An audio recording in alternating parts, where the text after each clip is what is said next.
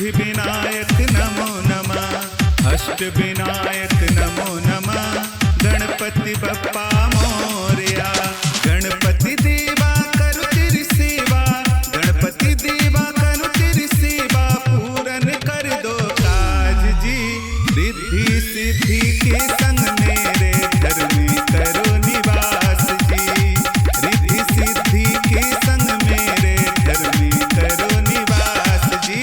गणपति देवा करो तेरी सेवा, गणपति देवा करो तेरी सेवा, पूरन कर दो काज जी।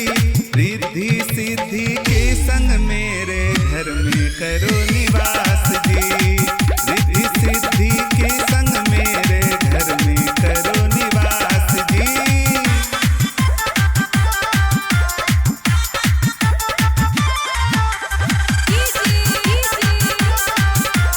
अमरजीत अमरजीत कुशीनगर कुशीनगर।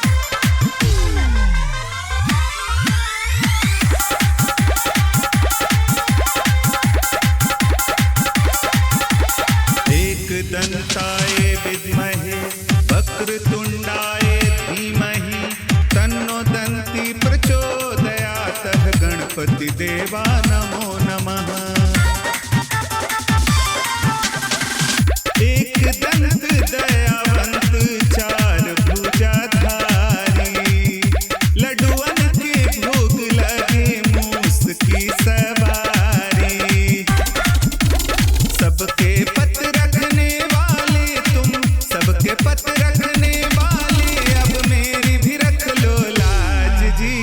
रिद्धि सिद्धि के संग मेरे घर में करो निवास जी, रिद्धि सिद्धि के संग मेरे घर में करो निवास जी।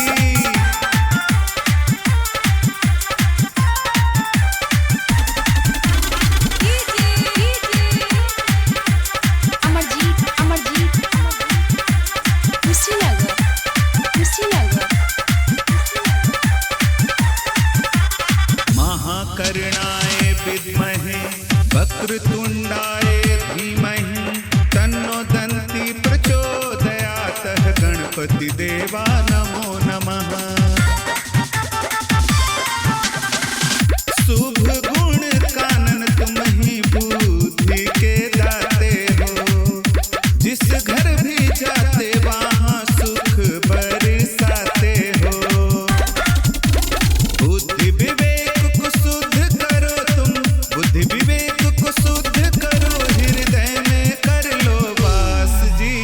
रिद्धि सिद्धि के संग मेरे घर में करो निवास जी, रिद्धि सिद्धि के संग मेरे घर में करो निवास जी।